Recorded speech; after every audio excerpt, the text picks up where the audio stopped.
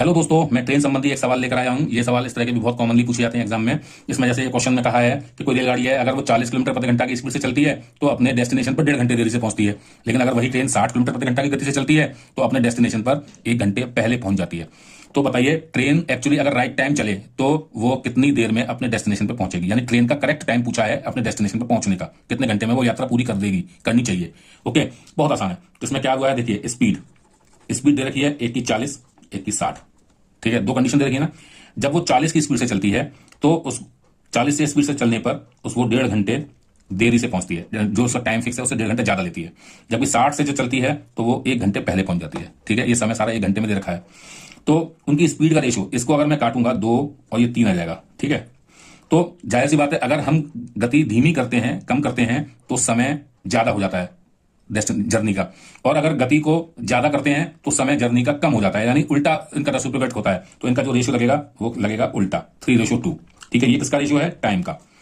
Okay, यानी 2:3 को उल्टा रिवर्स कर देंगे, 3:2 आ गया। ये उल्टा जर्नी का टाइम लगेगा। तो अब देखिए, इनका जो टोटल है वो डिफरेंस है 1 का। लेकिन ये अब आप ध्यान रखिए, इनके टाइम में कितना अंतर आया एक्चुअल में। ये तो रेशो का है, यूनिट का। इनके टाइम में एक्चुअली जो अंतर आया, 1.5 घंटे देर से पहुंचती है, उधर 1 घंटे पहले पहुंचती है। तो 1.5 घंटे में से माइनस करेंगे 1 घंटा, तो ये कितना आ जाएगा? 1.5 घंटे माइनस माइनस 1, यानी 1.5 घंटे में एक्चुअली हम 1 घंटा ऐड करेंगे तो ये आ जाएगा 2.5 घंटा। 2.5 घंटे को हम 5/2 लिखते हैं, तो 5/2 है। ये आ गया इनका अंतर। तो इस 40 किलोमीटर वाली गति से लेते हैं हम अगर, तो 40 किलोमीटर वाली का यूनिट टाइम है 3। तो 3 गुणा एक्चुअल टाइम कितना है, डिफरेंस 5/2, तो कितना हो जाएगा? 15/2, यानी कि 7.5 घंटे में ये टाइम है। यानी कि जब ट्रेन 40 की स्पीड से चलती है तो अपने डेस्टिनेशन को जाने पहुंचने में 7.5 घंटे लगते हैं, और इस तरह से वो 1.5 घंटे लेट पहुंचती है। तो 1.5 घंटा अगर हम घटा दें तो उसका करेक्ट राइट टाइम हो जाएगा, यानी कि 6 घंटे। तो 6 घंटे उसका करेक्ट टाइम है जर्नी का, राइट टाइम।